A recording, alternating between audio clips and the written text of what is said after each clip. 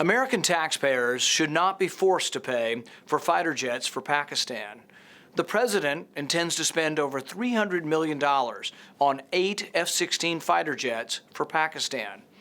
I can't in good conscience look away as America crumbles at home and politicians tax us to benefit corrupt and duplicitous foreign regimes.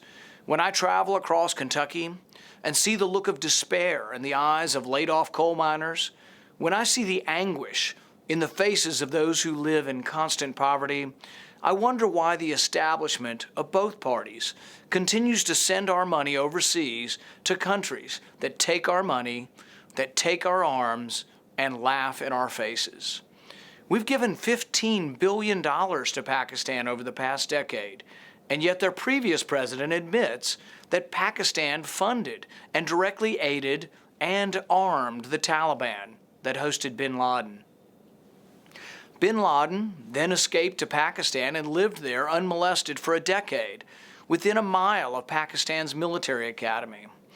Pakistan to this day is said to look the other way as the terrorist Haqqani network continues to kill Americans. General John F. Campbell testified before Congress that the Haqqani network remains the most capable threat to U.S. forces in Afghanistan. Pakistan is at best a frenemy, part friend and part enemy.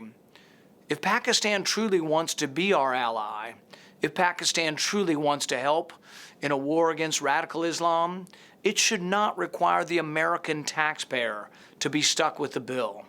We are $19 trillion in debt. We borrow $1 million a minute. In Kentucky, we have a dozen counties with double the national unemployment rate. In Magoffin County, 12.5% of people are out of work. In Harlan, the president's war on coal has led to long-standing double-digit unemployment. In Leslie County, high unemployment prompts their citizens to ask why. Why is our government spending billions of dollars to purchase fighter jets for foreigners? In Knott County, they ask, what about us? Is Pakistan somehow more important than us? As I travel Kentucky, I ask my constituents, should America send money and arms to a country that persecutes Christians? I've yet to meet a voter that wants their tax dollars going to countries that put Christians to death for criticizing the state religion. Asia Bibi has been on death row for nearly 5 years in Pakistan. Her crime? She went to draw water from the village well, and the villagers began to stone her. They pelted her with stones and beat her with sticks, chanting death, death to the Christian. As she lay bleeding, begging for mercy, the police finally arrived. She thought that she was to be saved, only to find that the police had come to arrest her. The women of the village accused her of criticizing the state religion, and so she sits on death row in Pakistan. Most politicians in Washington simply don't care that Pakistan persecutes Christians. When I forced a vote on stopping aid to countries that put to death Christians, the Washington politicians voted 18-2 to continue sending aid, your tax dollars, to these same countries.